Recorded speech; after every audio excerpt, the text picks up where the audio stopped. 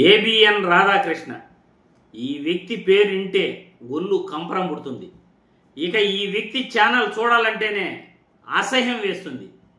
ఏ రోజు విలువలు పాటించడు, ఏ రోజు ప్రజా సమస్యల గురించి ప్రస్తావించడు, ఏ రోజు ఒక విశ్లేషణ ప్రజల గురించి విశ్లేషణ చేయడు, ప్రజా సమస్యలపై ఇతను విశ్లేషణ చేయడు. కానీ వ్యక్తిగత విమర్శలు చేయటంలో ఇతనకు మించిన వాడు ఈ దేశంలోనే లేడు. ఏబిఎన్ ఛానల్ అంటే అనునిత్యం కూడా జగన్మోహన్ రెడ్డిని ఆడిపోసుకోవటమే. అంతకుముందు రాజశేఖర్ రెడ్డిని, ఇప్పుడు జగన్మోహన్ రెడ్డిని. ఉదయం నిద్ర లేచింది మొదలుకొని రాత్రి పడుకునే అంతవరకు జగన్మోహన్ రెడ్డిపై ఏదో ఒక విమర్శ చేయాలి. ఇప్పుడు మళ్ళీ జగన్మోహన్ రెడ్డిపై విషం గక్కాడు. వైఎస్ఆర్సీపీ నాయకులపై, కార్యకర్తలపై, వాళ్ళ సోషల్ మీడియాపై విషం జిమ్మాడు. ఎలా విషం జిమ్మాడో ఒక్కసారి సోషల్ మీడియాలో వైరల్ అవుతున్న వీడియో చూసిన తర్వాత మళ్ళీ మనం విశ్లేషించుకుందాం. జగన్మోహన్ రెడ్డి పందిని చూసి నంది అంటే అదే నిజమని, నందిని చూసి పంది అంటే కూడా అదే నిజమని నమ్మేవాళ్ళు వైసీపీలో పుష్కలంగా ఉన్నారు. ఆ పార్టీలో సొంత బుర్ర వాడుతున్న వాళ్ళ సంఖ్య తగ్గిపోతోంది. వైసీపీ నాయకులకు తోడుగా పేటీఎం బ్యాచ్ ఉండనే ఉంది. జగన్మోహన్ రెడ్డి తాడేపల్లిలో ప్యాలెస్ కట్టుకుంటే అదే రాజధాని అని ప్రచారం చేశారు.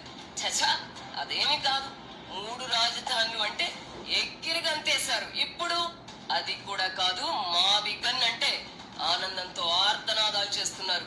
రేపు జగన్మోహన్ రెడ్డి మీ భార్యలు కారు అని చెప్తే గుడ్డిగా నమ్మేసి కట్టుకున్న దాన్ని చెల్లిగా భావించి పెళ్లి సంబంధాలు చూడడానికి కూడా వెరవని వెన్నెముక లేని బ్యాచ్ వైసీపీలో తయారైంది. మెడకాయ మీద తలకాయ, ఆ తలకాయలో ఇంత గుజ్జున్న ఎవరైనా మావిగన్నని జగన్మోహన్ రెడ్డి వెంట వెలువడిన వికారాన్ని ఏవగించుకుంటారు. చూసారుగా సోషల్ మీడియాలో వైరల్ అవుతున్న వీడియో. దీన్ని జర్నలిజం అంటారా? జర్నలిజం అని దీన్ని అనరు. ఇటువంటి వ్యాఖ్యలు చేసే వ్యక్తిని సోషల్ మీడియాలో నెటిజన్లు ఏమంటున్నారో మీరే ఒకసారి చెక్ చేయండి. ఎందుకంటే మెడకాయ పైన తలకాయ ఉన్నోడు, బుర్రలో గుజ్జున్నోడు ఇలా ఎవరు మాట్లాడరు. ఇతను అన్నట్లే ఎవరు కూడా ఇటువంటి మాటలు మాట్లాడరు. జగన్మోహన్ రెడ్డి మాట్లాడిన మాటల్లో ఏదైనా తప్పుంటే నువ్వు విమర్శించు, కాదను, కానీ విశ్లేషణ చెయ్యి. ఆయన ఏమంటున్నాడు, ఎందుకు అమరావతిలో రాజధాని కట్టడానికి ఆయన ఎందుకు నిరాకరిస్తున్నాడు, ఆయన నిర్ణయం స్పష్టంగా చెబుతున్నాడు. కాకపోతే అమరావతి కాదు, ఇది కమరావతి అనేవాళ్ళు మీలాంటి వాళ్ళు కొంతమంది ఉంటారు, కుల గజ్జి ఉన్నవాళ్ళు. అలా కుల గజ్జి ఉన్న వాళ్ళల్లో మొదట వాడివి ఆంధ్రప్రదేశ్లో ఏబిఎన్ రాధాకృష్ణ మాత్రమే. ఈ కుల గజ్జి ఉంది కాబట్టే ఈరోజు వైసీపీ నాయకులపై, కార్యకర్తలపై, వాళ్ళ సోషల్ మీడియాపై భార్యలను చెల్లెలుగా భావించి జగన్మోహన్ రెడ్డి చెప్తే తరిమేస్తారు అని నీచమైన వ్యాఖ్యలు చేస్తున్నాం. ఇది ఎంత దుర్మార్గమైన జర్నలిజం అంటే ఇలాంటి ఛానల్స్ని, ఇలాంటి మాటల్ని ఖండించకపోతే ప్రతి ఒక్కరూ కూడా తప్పు చేసిన వాళ్ళే. జగన్మోహన్ రెడ్డి అమరావతి రాజధాని ఎందుకు వద్దన్నాడు? అయ్యా, పచ్చటి పంటలు 3 పంటలు పండే భూమి పర్యావరణానికి ఆటంకం కలుగుతుంది. శివరామకృష్ణన్ కమిటీ కూడా అది రాజధానిగా పనికిరాదని ఆ ప్రాంతాన్ని నిర్ణయించింది. మీరు ఎక్కడైనా రాజధాని పెట్టండి, 30,000 ఎకరాలు ప్రభుత్వ భూమి ఉండేటట్టు చూసుకోండి అని ఆ రోజు 2015లో అసెంబ్లీలో క్లియర్గా తన స్టాండ్ చెప్పాడు.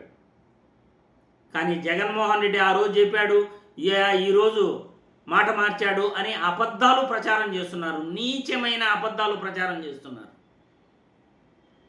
మన చేతిలో చిల్లి గవ్వ లేనప్పుడు అప్పులు చేస్తామా? అది రూపాయి 2 రూపాయలు కాదు, 2 లక్షల కోట్లు అప్పు చేసి ఖాళీ బీడు భూముల్లో రాజధాని కడతారట. ఏ బుద్ధున్నోడు కూడా ఇటువంటి నిర్ణయాన్ని ఇది తప్పు అని అంటాడు.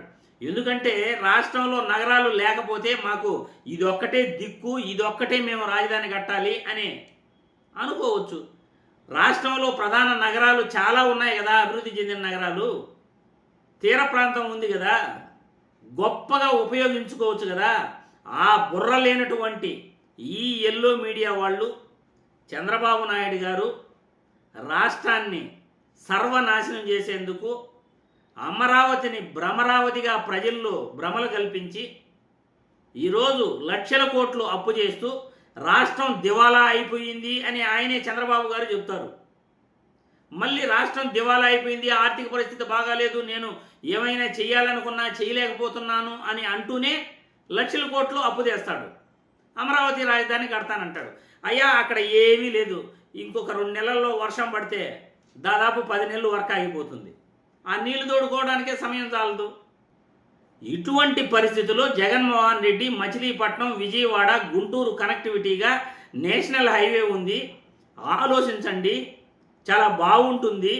మీరు 1,00,000 కోట్లు అప్పు చేసేదానికన్నా దాంట్లో 10% పెడితే ఔటర్ రింగ్ రోడ్డు, ఫ్లైఓవర్సు ఇవన్నీ కొన్ని మౌలిక సదుపాయాలు ఏర్పాటు చేస్తే గొప్ప రాజధాని చెన్నై, బెంగళూరుకి మించిన రాజధాని అవుతుంది, గొప్ప సిటీ అవుతుందని ఆయన చెప్తే వైసీపీ నాయకులే కాదు ప్రజలందరూ కూడా అరే ఇది గొప్ప నిర్ణయం కదా, జగన్మోహన్ రెడ్డి చెప్పిన మాటలో తప్పేం లేదు కదా, 1,00,000 కోట్లు అప్పు చేసి పెట్టేదానికన్నా కేవలం 20,000 కోట్లలోనే మౌలిక వసతులు ఏర్పాటు చేసుకుంటే, కనెక్టివిటీ ఇచ్చుకుంటే మచిలీపట్నానికి, విజయవాడకి, గుంటూరుకు ఫ్లైఓవర్లతో, ఔటర్ రింగ్ రోడ్డుతో కనెక్టివిటీ ఇచ్చుకుంటే గొప్ప తీర ప్రాంతం ఉన్న ఈ ప్రాంతం గొప్ప రాజధాని అవుతుంది.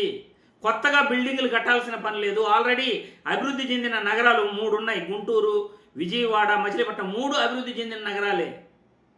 కొత్తగా నువ్వు కట్టేదేముంది? ఇక్కడ అమరావతిలో కొత్తగా అన్ని బిల్డింగులు కట్టాలి. బుర్రున్నోడు ఎవడైనా ఆ పని చేస్తాడా? 3 పంటలు పండే భూమిని, పర్యావరణాన్ని నాశనం చేస్తూ రాజధాని అంటాడా?